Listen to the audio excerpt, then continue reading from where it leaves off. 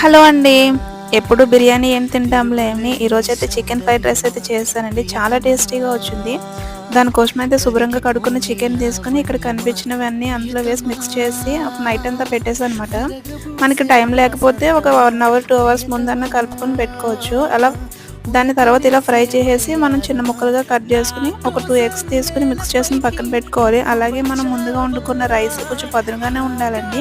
ఇక్కడ చూపించిన కొన్ని వెజిటేబుల్స్ అయితే వేసానండి. మీ దగ్గర ఉంటే స్ప్రింగ్ ఆనియన్స్, బీన్స్ అవి కూడా వేసుకోవచ్చు. తర్వాత మనం నూనె బాగా హీట్ అయిన తర్వాత ఈ ఎగ్స్ వేసుకోవాలి. అందులో కొంచెం వెల్లుల్లిపాయలు, అలాగే కట్ చేసుకున్న వెజిటేబుల్స్, చికెన్ అంతా వేసేసి హై ఫ్లేమ్లోనే వీటిని ఫ్రై చేయాలండి. మనం మూత పెట్టి ఫ్రై చేయకూడదు అనమాట. రైస్ వేసిన తర్వాత మనం మంట తగ్గించుకోవాలి. జాగ్రత్తగా మిక్స్ చేసుకోవాలి, లేకపోతే ముద్దయిపోతుంది రైస్.